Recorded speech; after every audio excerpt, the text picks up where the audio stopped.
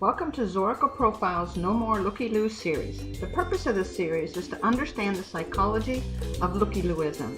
You will learn how to incite curiosity and engage your prospective franchisee and get them out of their comfort zones, past their fears, and on their way to business ownership. Let's join the session now. Good morning, everyone. So, second session in this No More Lookie-Lous, the science of getting more superstars. Those of you that missed the first session, there is a recording. I'm actually going to do about a 7-minute overview, so it lays the foundation again to get you guys caught up. Our focus today is on fear. But if we lay the foundation very quickly, if we recall, what we were talking about was this Lookie-Louism and what causes it and what we can do as franchise development folks or franchise brokers to move people out of this entrapment of a comfort zone. So the idea is we all have a comfort zone that we live within, which prevents us from fully expressing who we are or having the level of success that we need. So we looked at it neurologically, what causes this comfort zone. And we learned that one of the big things is the comfort zone is surrounded by a wall of fear that actually keeps us doing what we've always done, going back to what's familiar and not stepping out into this performance zone or learning zone or curiosity zone to move us into buying a franchise. So these walls of fear are different from individual to individual. So that's a lot of what I want to talk about today, is how these fears are different from candidate to candidate, and what you might be able to do both in your marketing efforts and in your interchange with your prospective franchisees to mitigate the fear or leverage the fear into curiosity. So again, what causes this Lookie-Louism? We determined it was caused by a thing called curiosity, that when we hear a bump in the night, that can either have us, throw the covers over our head and hide, or it can have us go out and explore what's going on. So there are two types of curiosity, and this, of course, is where we want to get folks into, is this level of curiosity over those walls of fear. But there are two different types of curiosity. One, which the marketing world and even the sales world uses well, and another I'd like you to encourage you to get better at, because it'll get you more long-term benefits. The first is the state curiosity. This is where our advertisements, the stories we tell, our fancy-dancy websites and social media creates a curiosity for someone to go take a look at that video or read that story. And typically this kind of advertisement, this kind of marketing, this kind of endeavor creates kind of a fleeting high, a dopamine high. If we recall when we were talking about it, it's an arousal that kind of goes up and it goes down just as fast as it went up. It doesn't have someone long-term stick into that process for those 90, 120, 180 days to get through the process. It just has them looky-looing on your website or reading the story. So this is what we call a state curiosity, and it's kind of this cause effect that gives us a little bit of a high by reading that heartwarming story or by looking at that really cool new way you've done that video. But it doesn't have us step out of our comfort zone, over those walls of fears, and then into this due diligence process and in the process of buying a franchise. The second curiosity is what we call a trait curiosity. This is latent in all of us. We are born with this. This is what causes us to wander about when we're barely crawling, to explore and see what's going on in the world. It's what has your infant child hanging off of the curtains or off of the back of a couch, taking risks that you as an adult would think are nuts. But that's that trait curiosity. It's a curiosity that has us forever learning and forever exploring and stepping out and taking risks. Each one of us has this. This is the curiosity we want to stimulate in our prospective franchisee. This kind of curiosity is also what leads to performance. This is what leads to a desire to learn that business and become proficient at that business. However, what we also learn is trait curiosity, although latent in each of us and wired in each of us, can be stifled due to anxiety and fear, which is what I want to address today, is what those fears might be. So again, curiosity is that urge that draws us out of our comfort zones, and fear is what pulls us back into those boundaries. So we want to stimulate the curiosity and bring down those walls of fear. So let's look at what causes fear. So fear, of course, is this idea or this belief or this visceral feeling or neurological or physiological feeling that something is pending, something that could hurt us. Now, it is a reaction. It's not logical. It's not pragmatic. It's oftentimes not even based on any good facts, right? It's not a rational part of our brain. It's a trigger that goes off that has us immediately either run from the idea of buying a business or minimally withdraw and just, kind of look at it, become a looky-loo. So we want to address this fear. We want to trigger it enough that it has people be curious what that bump is, what that business is, what the potential is by owning that business. We want to trigger it enough that it puts them out into that curiosity zone, but we also want to lower the fear enough that they can climb over those walls in a comfortable way. So we also talked about there's two faces of fear. One is that fight or flight, right? That oh my gosh, I can't do that. I don't have what it takes, or I don't have the money, or I'm not going to jeopardize my relationship with my spouse. Whatever fear that is triggering, we need to make sure we're overcoming that. That's a fight or fight, where your prospective franchisee has a high likelihood of fleeing, maybe even mid-process, and you don't even know where they went, right? We've had a few of those. The second face of fear is that investigative part. This is the part that we truly want to engage. We also want to trigger the fight or flight in the right moments.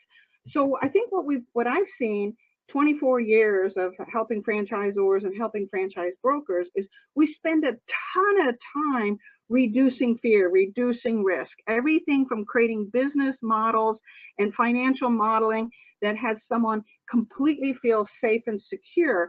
And even with all that safety and security, something historically proven, lots of great validation, we provide all of that safety for them, and they still don't move through the process. So the issue is not just safety, not just mitigating fear, but stimulating curiosity. And I believe from a neurological perspective, and then that equates into your marketing and sales efforts, we can do that consciously and deliberately. So let's talk about what truly motivates someone, what makes them ultimately do what they do. There are two motivations. You've heard this in any psychology class you've been to. There's the motivation that comes from pleasure, getting our values met, those things that express ourselves more fully. It's kind of that carrot mentality, right? It's achieving our values and acquiring those things that represent who we are, what we call values and motives. The second is more that stick, right? It's the fear. Fear too can be a motivator. Fear of failure, in fact, is a good example, because if we look at the most successful salespeople out there that have been researched for decades, we see a common denominator, and that's the fear of failure and the fear of rejection, and yet they're in sales. So that fear actually motivates them to be more successful. It motivates them to get on that phone. It motivates them to take that risk that many others would not be willing to do. That same fear of rejection, that same fear of failure could incapacitate and entrap another person. But for someone else, that very fear, if we can trigger it, can actually motivate them to go and do the unthinkable buy a business, right? So here we go. So that was kind of the foundation. Those of you that weren't in the early class, that gets you a little bit caught up. Let's talk about what we're going to talk about today. We're going to move your prospect from fear to freedom, or I love the way Aubrey said it, from fear to being a franchisee. And we're going to do that 4 ways. We're going to talk about ways to instill trust, much like what we would see with a parent and a child who's teaching the child how to ride a bike. We're going to create an incredible bond and incredible trust. We're going to talk about mitigating the fears, bringing those walls down. And then third, we're going to talk about stimulating that trait curiosity, where even if those walls are up, they're going to jump over those fears and they're going to continue on that path. And then finally, we're going to talk about leveraging those fears in a positive way instead of cowering ourselves away from them. See fear as a friend versus a foe. So let's talk about neurology again, my favorite topic, as you guys know. Kind of explains what's going on in your prospective franchisee. So we know that fear has a negative physiological reaction. It stimulates this thing called adrenaline and cortisol, which ultimately has us, everything kind of revved up inside of us, right? Our heart is racing, our mind is racing, we get our sweaty palms, but this fear has a very precise reaction in our bodies and neurologically. But the other thing that you may not be aware is when adrenaline and cortisol, the fear of losing my life savings, the fear of jeopardizing my marriage because I'm working 24/7, the fear of leaving my friends that I've worked with for 20 years, if I'm triggering that, it's bringing up adrenaline and cortisol. What we don't know is that fear narrows our possibility. The goal of this adrenaline and this cortisol is to help that individual find an out of the cave. And that's a single opening in that cave, and they want to get out away from that bear or that saber tooth. So there isn't 10,000 ways. There aren't a lot of options when we are in fear. We see one way out, and oftentimes that one way out is getting another job, right? Maybe we have 2 outs, but we don't see possibility. When we're in fear, we don't see possibility. We see a way out. And oftentimes that takes us back to the familiar. So obviously what we want to do is bring that adrenaline and that cortisol down, and we want to open the mind in such a way that says there's more than one way out. Yes, you can go to a job, or you could, buy that going concern from your brother-in-law that you know nothing about and hate. But we want to open their minds to other possibilities, including the idea of buying a franchise. Our franchise, if we represent a single one, or if I represent several, the opportunity to show them some concepts that would be a good fit for them. So what we have to do is we have to stimulate this chemical called oxytocin. And women, you're very familiar with this chemical. It basically is the chemical that makes somebody feel love. It makes somebody feel trust. It makes somebody feel safe. It's that chemical that a mother and child has. Going back to my example again, what we're doing is we're taking a child and we're putting on a bicycle or on a pair of skis or on some other device, and we're asking them to take a risk that you have seen done 10,000 times, but it's the first time likely for them. And we're asking them to trust us and to know that we love and care enough about their safety and their future that they can entrust us to take them through this process. So we want to create oxytocin within an individual to increase a level of trust and to increase a level of perceived safety. Now, that doesn't necessarily mean they're not going to fail. It simply means they feel safe going through this process and exploring it and ultimately making a decision. So based on that, we want to also stimulate a second chemical or neurotransmitter called dopamine. Dopamine provides not only this feeling of love. I know this sounds really funny for a scientist to be talking about love or to be talking about love in the sales and marketing perspective, but I can tell you love is the answer. That will take you from point A to point B. People need to feel you truly care. And if you can stimulate these two chemicals, the oxytocin and the dopamine within your prospective candidate, prospective franchisee, you are going to stimulate trait curiosity and a desire to seek out another path out of that cave. They will be open and receptive. The adrenaline will come down. Their minds will open up. They'll be able to hear, they'll be able to see, and they'll be able to weigh out their options. These two chemicals will create incredible safety and security for them. So how do you do that? First, through authenticity. Look at your advertisement, look at your stories, look at your marketing. Listen to yourself as you're going back and forth with your prospective franchisee. Are you yourself raw and authentic? Or are you puffing up or pretending you're all that plus another slice of cheese? What are you presenting yourself? Be vulnerable, be transparent yourself. This will begin to create a sense of love, a sense of safety, a sense of trust. Trust will trump if you can do this. Now, I know for many of you, this is hard to be that raw, to be that vulnerable, to be that authentic. If you're looking at your marketing, you may want to look, and I'm pulling this one up because I love the Wild Birds website as an example.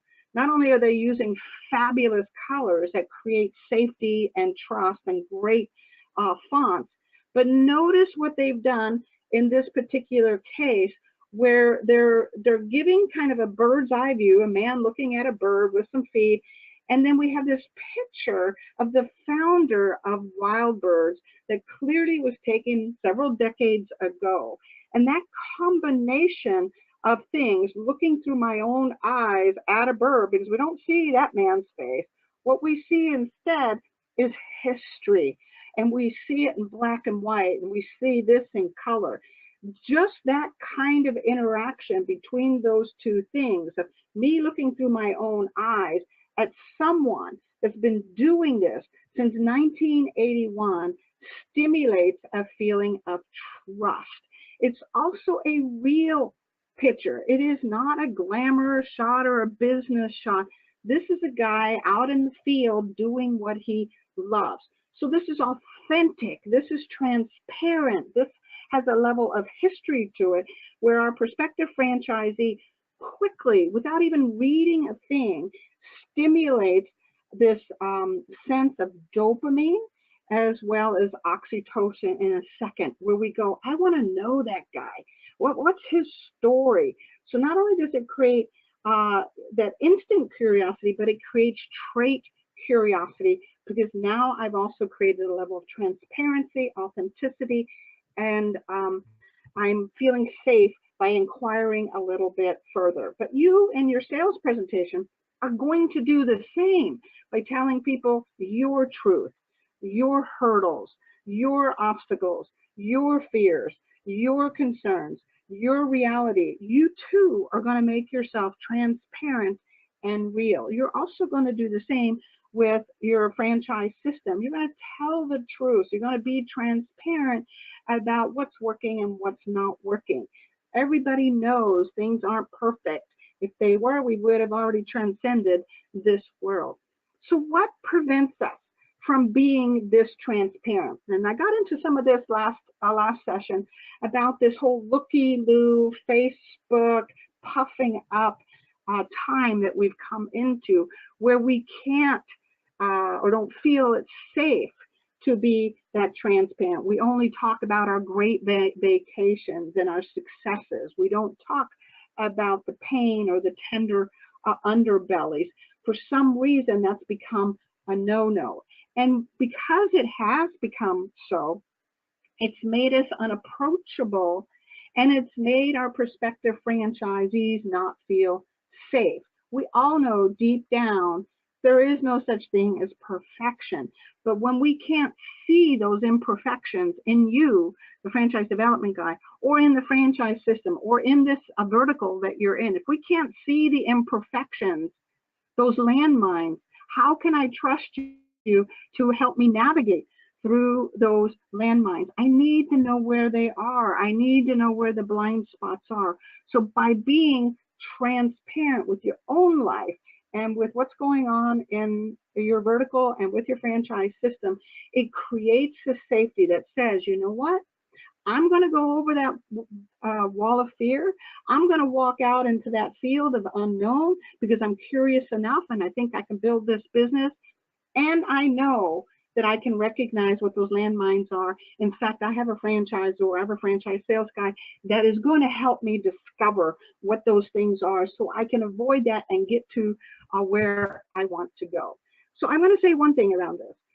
Please don't ever compromise your personal authenticity to be liked or to appear better or to get any kind of approval. I can tell you, having done hundreds and hundreds and hundreds of assessments on franchise development guys and franchise brokers, that this authenticity piece is a pivotal piece to your ultimate success in doing more deals. You want to do more deals? Be more raw, be more transparent, be more authentic. Uncover your underbelly. Don't be perfect. Connect with your individual, which in turn allows them to feel safe with you and lets them feel in turn that you will have empathy for their fears, for their concerns, which allows them, whether they can articulate it or not, to be able to at least feel it and know that they're safe in doing so. This brings a level of empathy that goes beyond anything that we can do simply by remaining all professional and all perfect and all the I's dotted and the T's crossed. So empathy increases dopamine, it increases oxytocin, and of course it increases confidence from your prospective franchisee and trust. Once we have that trust, we can move them through that process. So that's just step one, right? So the value of trust is so high that I can't emphasize it enough. Your return on investment will be on influence, how you'll be able to influence. When we trust the leader, in this case, you as a franchise development guy, you as a franchise broker, are the person influencing a path or maybe two paths. And when you are in that level of transparency and authenticity and trust, your prospective franchisee is going to come alongside of you, knowing you have their best interest in mind. So oxytocin lowers stress and fear, and the exciting part about it is it stimulates trait curiosity. It makes them want to take a risk. It makes them want to step out of their comfort zone. That's the cool part about this oxytocin.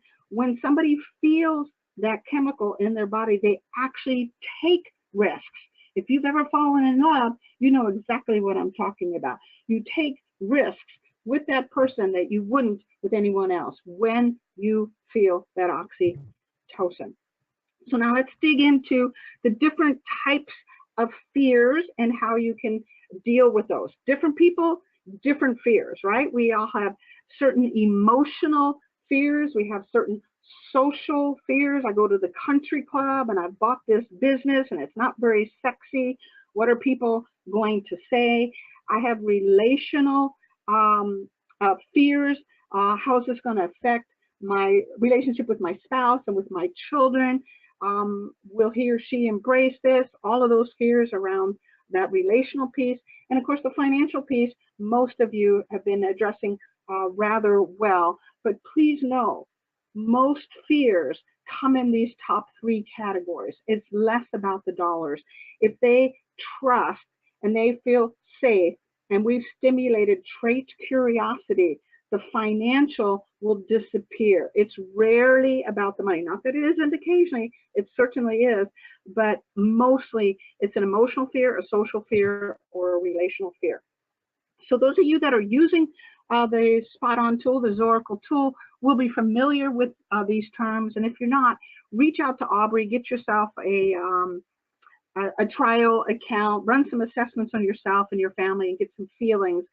But I'm hoping even those of you that are not clients of ours that will get some value from these various fears and things that you can do that will help it.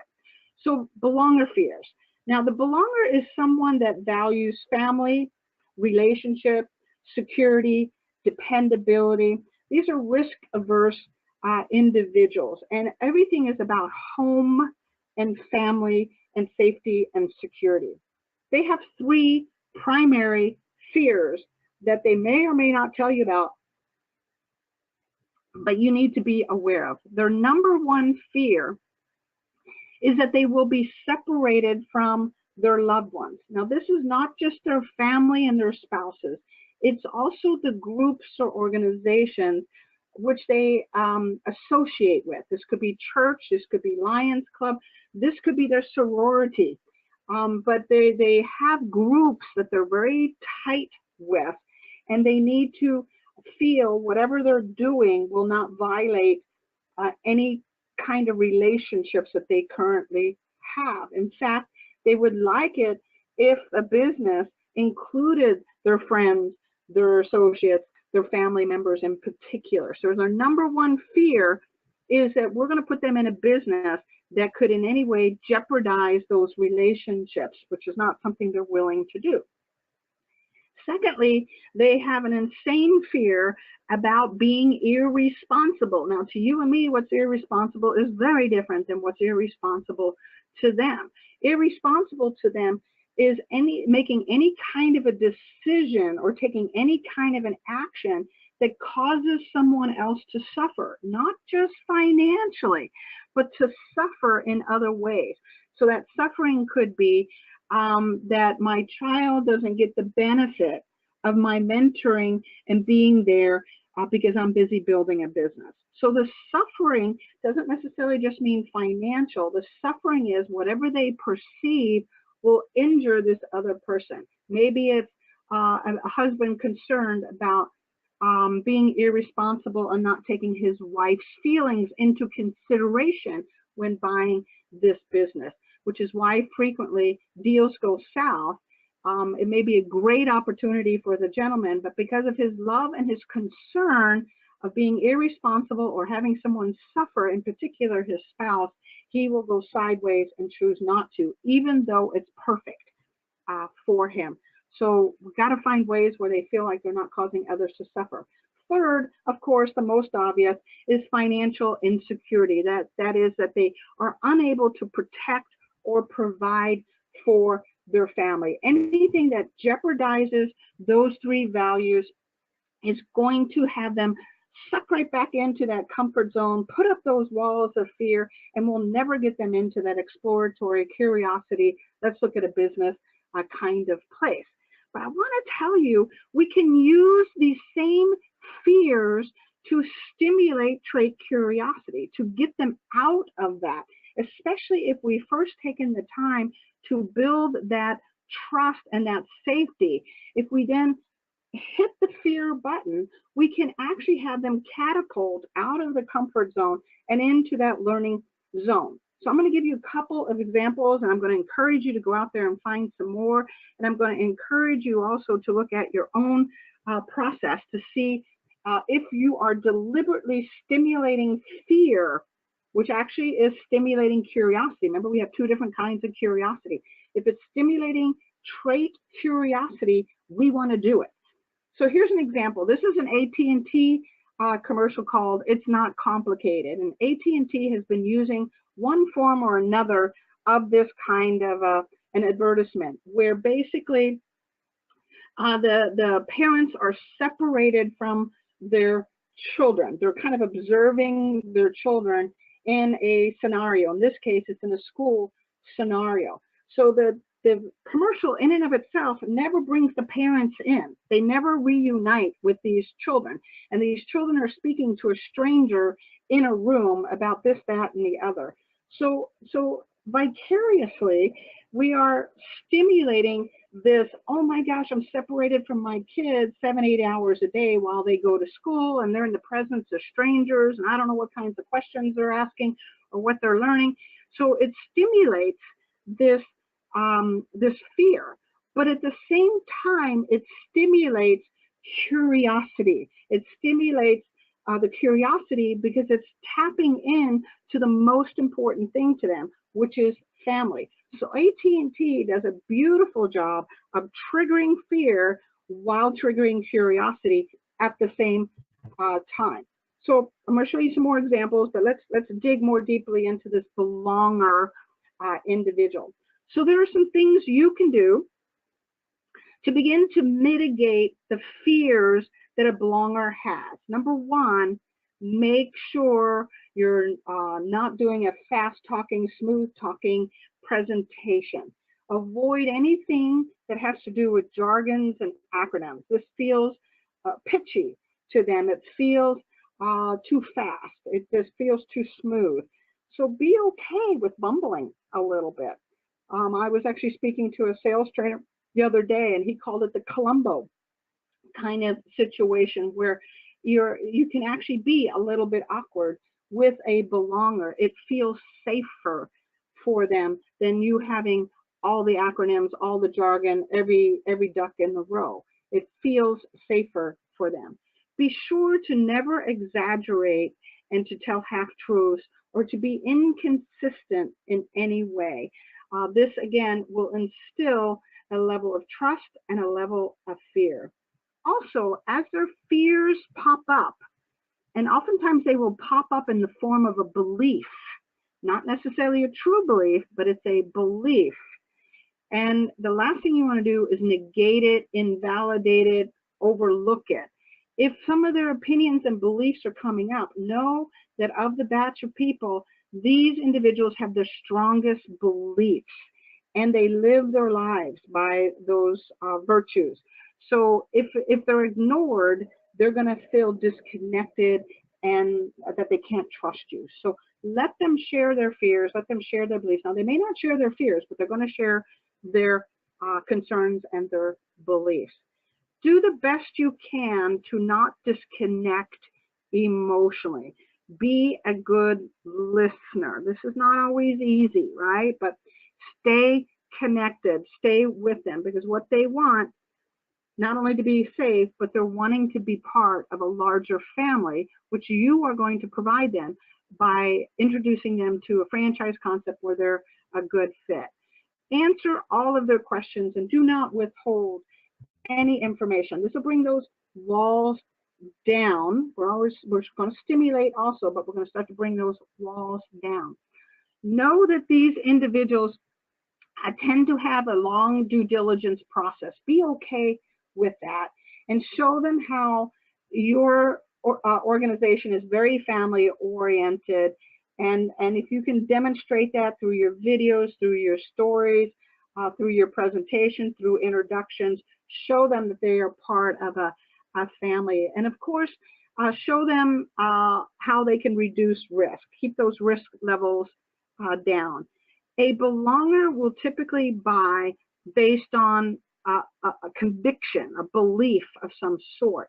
So take some time. I know we're selling a business, but with a belonger, you're going to have to take extra time to actually talk about the products and services, not just the business model, because this is how they buy in. They buy in based on the conviction to that product is in some way highly necessary or consumable or practical or solves a problem. And of course, all the things you're already doing, reassure them. Make sure there's a personal touch. Communicate with them regularly and show them that this business has is historically proven, it's stable, it's something that's going to be around for a long, long time.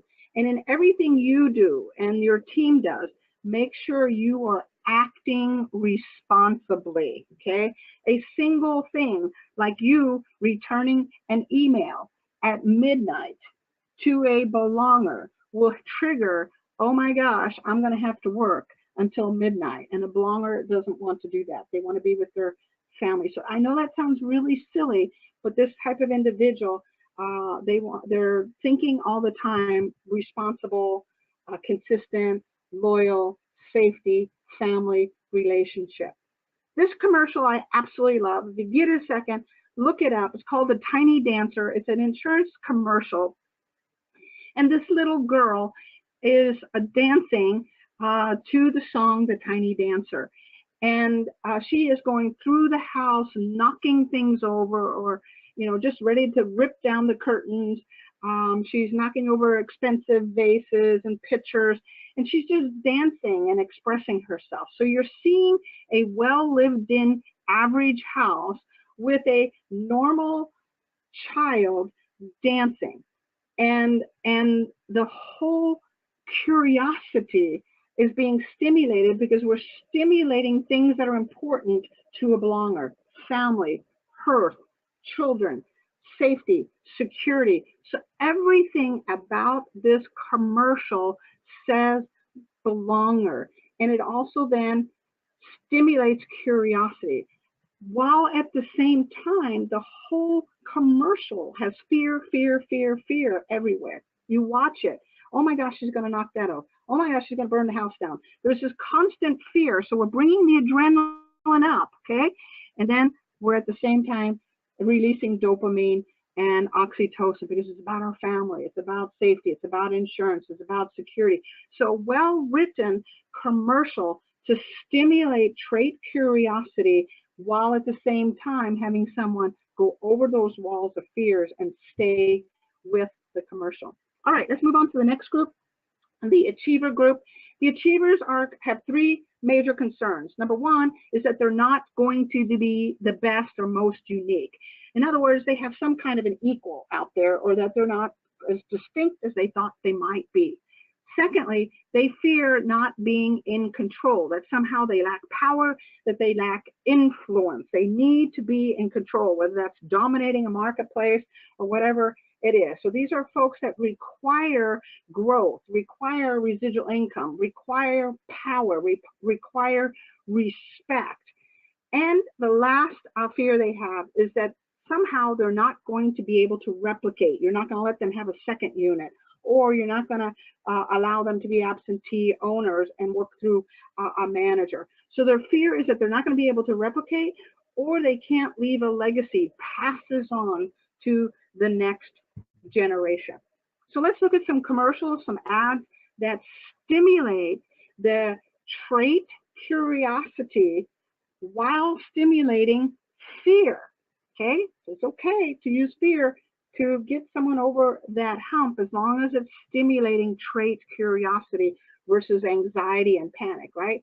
So here's an example of a Rolex advertisement, which plays on their fear of both being powerful and in control, but more importantly, it is actually using words around legacy, a timeless timepiece.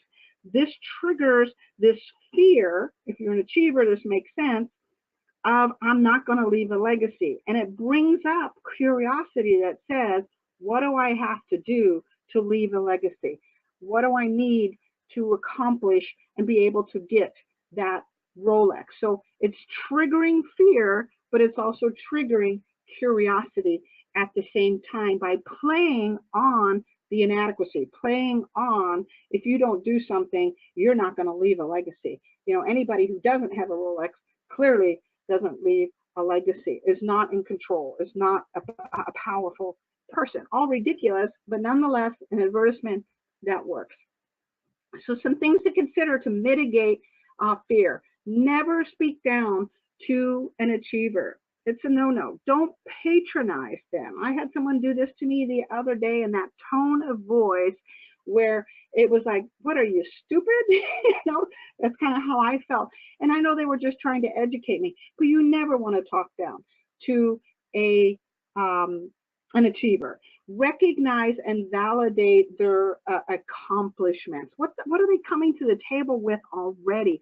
You know what you have as a franchisor. It's fabulous, and they're interested and they're curious. But this is about also making them feel powerful, in control, unique, different, and high quality. Don't look disorganized. An achiever cannot handle your disorganization.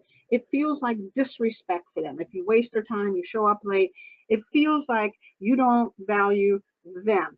So don't be disorganized and don't show any level of disrespect. And of course, no exaggerations, no puffery, no half truths, and avoid any oversimplified or poor statistics. In other words, let them have the big old massive spreadsheets.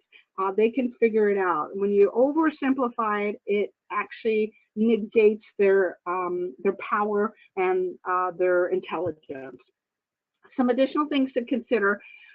You want to move through a well-organized and methodical process with them. If you don't create it, they will. This makes them feel safe. It makes them feel secure. It makes them feel respected. Tell some stories of individuals just like themselves who have dominated the marketplace. Show how someone went from a single unit to a multiple unit, or they grew their market share because the business plan is designed to have them do that. But show them, tell them stories in your advertisements, in your stories, in your presentations of how others have done in their local marketplaces, a rapid growth, and also dominated that market. Show them businesses that they can replicate. Show them how your business can be replicated. They don't want to reinvent the wheel, so show them how they can replicate. Show them how they can build equity or that they have an exit strategy. They're less concerned about how much they're going to invest and how fast they're going to ramp up. They want to know what's it worth when I get ready to sell it and or pass it on. So they want to build equity or they want to have an exit strategy. Show them how your product is unique and is high quality. And of course, show them your competence by following up and avoiding any kind of redundance. They hate it, no redundancy. So provide historical and industry-related statistics and facts. My guess is you're probably already doing that, but these are folks that really appreciate it. Let me give you another commercial that I think is interesting. Get on YouTube, look these things up. This is a Mercedes versus Jaguar commercial. It's a rooster or chicken, and there's a man with white gloves and black long sleeves. I mean, we're talking high quality gloves, you know, like what you would see in a high-end restaurant for service, or, you know, a maitre d' or something of that nature. And they have these chickens, right? And you got the sound going on, and these chickens, although they're moving, they're always balanced. And so the argument, of course, with Mercedes is that their ride is more balanced. One of the favorite words of an achiever is the word balance. Balance. So they're demonstrating visually balance, and they're demonstrating high quality and uniqueness through the gloves and the black. And then the music in the background is not, you know, crazy contemporary music. It's something more classical, so high end. So a stimulate curiosity kind of an advertisement. So let's talk about the next group, what we call the societal. And the societal are those individuals that want to make a difference. They want to have a contribution. They want to empower others. And so everything is about that. But they too have some fears. One is that they're ignorant, or that they lack some kind of knowledge. In other words, they're not informed, they're not aware, and therefore they're in the dark somehow. And this will drive them nuts. They love to gather knowledge. Secondly, is that they are going to be manipulated by you, and that you'll have an unfair advantage and have taken advantage of their lack of knowledge in some way. So they hate being manipulated, and they hate not having a knowledge of wisdom in particular. They also are fearful of not making a difference. Now notice, none of these are financial. These are all emotional fears, fears that they may not communicate, but these are the fears that will draw them back into the comfort zone where they'll continue to do what they're doing and not going into that curiosity zone. So let's look at some ways to pull them out of that by actually leveraging and stimulating curiosity, by stimulating fear. We actually want to use fear. So this is a commercial where you first notice this is a little girl you're seeing with the short hair, and she's actually whacking off her hair. And another little girl comes up to her and says, what are you doing? Well, why are you whacking off your hair? And she explains in her country of India that she can't go to school because she's a girl. So she wants to go to school, so she's whacking off her hair to be a boy so she can go to school. Now, this is a perfect example of stimulating fear and stimulating curiosity. The societal will go, oh my goodness, I didn't know that. What is wrong with me? I feel inadequate. I feel, in the dark. Here are these children that aren't getting the help that they need. So it plays on the societal fear of being ignorant and fear of not making a difference. So a wonderful commercial that stimulates the fear, creates curiosity that says, what can I do? How can I help? What needs to be done? Why is this? I want to understand this. And it creates that curiosity, which takes the societal out of the comfort zone to go explore another way. Now, this could be a business, obviously, but we want to stimulate the fear. So to mitigate the fear, we're going to make, again, sure that we're doing nothing that looks like is manipulating the societal. No fast talking, no smooth talking sales pitch. We want to make sure that we recognize their intelligence and their experience. We also want to make sure that they perceive no injustice or inequality in anything we're doing at this franchise system. If there's any feeling of injustice, they're going to back away. On the other hand, if your product, your company, your service allows to create more justice, more fairness, more equity, more equality, then they're going to be fascinated, and it's going to take them into a place of curiosity. I want to know more how I can do that in this world. Again, avoid any kind of exaggerations or withholding any kind of information, and make sure that you provide the research, the data, and anything that you have to substantiate the claims that you are making. Your sales process should be an educational process, and I know many of you already have that in place. I've seen them, but particularly for a societal, if they're a good fit for your business, make sure your process is an educational one, a discovery one, versus one where it's just data. Tell stories of ways that your company or your leaders are wise and that they're contributing to a society, or the franchisees are contributing to society, or they've made wise and informed decisions. But it's all about making a difference. So tell that story again and again and again, and you'll draw these people in. Always demonstrate a high level of integrity and honesty, and respect their knowledge and their intelligence. Reveal a level of humility. Arrogance and puffery around a societal is a massive turn off, and it triggers massive fear. They will instantly, and you talk to Aubrey has seen me go into this because I'm a societal, where if there's this puffery or there's this arrogance, I instantly go into distrust of that person. Whether they earned it or not is a different story, but it will trigger a fear within a societal. And make sure you never manipulate. All right, so example of stimulating curiosity. This is a Dove commercial. I'm sure you've seen it, called Redefining Beauty, where basically the focus is on authenticity, transparency, real, changing a paradigm, which societals love to do, and basically suggesting all people are beautiful. Now, it's still selling a beauty product, which is kind of the ironic piece, but this has been one of the most successful ad campaigns ever run, this Dove ad. And it's a great example of stimulating curiosity by stimulating the societal values of transparency, of contribution, of self-expression, of self-acceptance, of equality. It's stimulating all of those things to get that person out of fear and into something else, saying, oh, I never used Dove. Maybe I should do that because it's more real, right? Let's go to the final one, and then we'll open up to questions here, Miss Aubrey. Let's talk about the emulator. The emulator has is driven by a desire to win and to compete, and he loves a good challenge. He likes things that are sexy, prestigious. So that's kind of what an emulator is, kind of in a nutshell.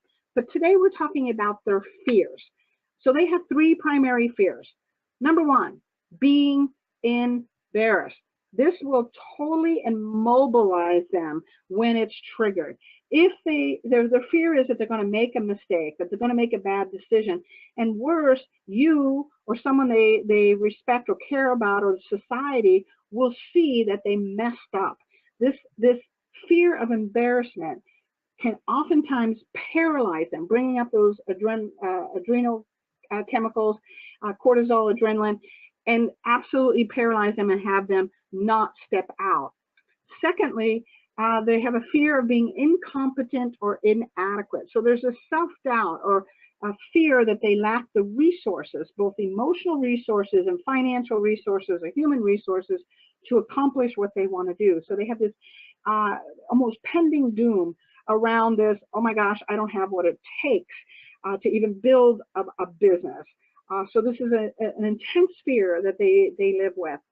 And they also have a fear of failure. Now the failure is that they're not going to meet their own expectations. They have these big pictures of themselves, that they're not going to meet the expectations they have for themselves or what they believe others would have in them.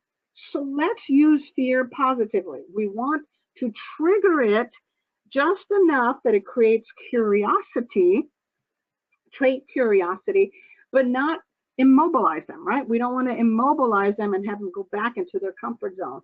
So a really good example is the Old Spice example. You got this hunky athlete on a horse, and if you've watched any of these Old Spice commercials, you'll see that they take the same kind of flavor again and again, and this intense music, and it's always sexy, and it's always full of muscles, and it's always stimulating the fear of inadequacy. If you were a real man, you would smell like Old Spice. So it's stimulating this fear that I'm not enough, I'm not as muscular, I'm not as handsome, I don't ride the horse as fast, but I'm not enough. So they're actually stimulating it and then laying out a carrot that says, this will solve that problem.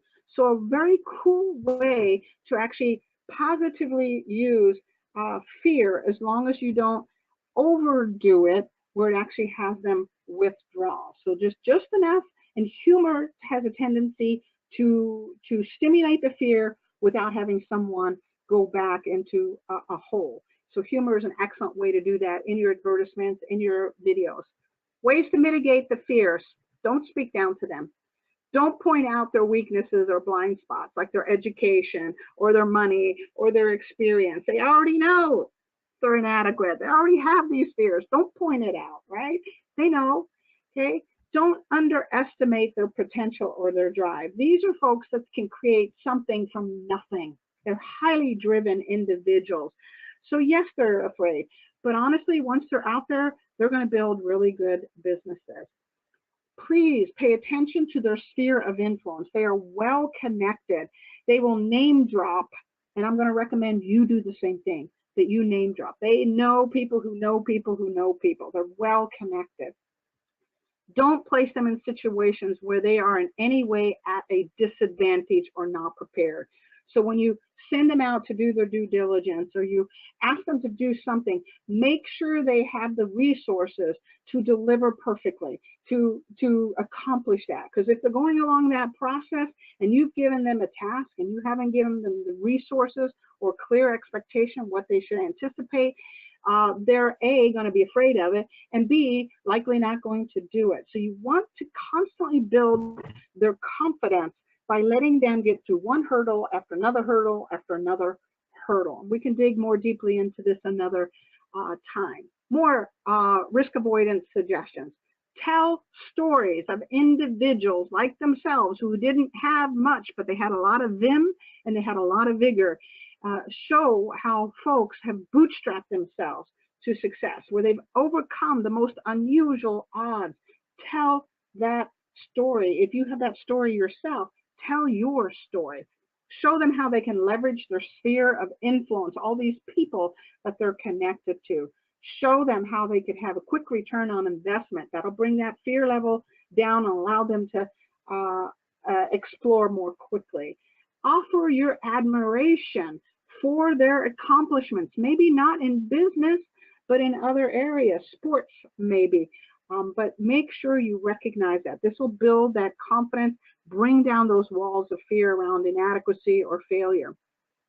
Let them save face. They're going to make mistakes, so find ways to have them save face, either by helping them be prepared or giggling and saying, oh my gosh, I did the same thing, or I know somebody that did the same thing. So you want to help them save face. Otherwise, they won't be able to face you to go to that next step within their sales process. Don't be afraid to name drop. Don't be afraid to demonstrate status with your owner, with other franchisees, or with celebrities that might be associated with your brand. Last commercial, and we're going to open it up for questions, Miss Aubrey, to stimulate curiosity. This is Sonic, the drive-in restaurant.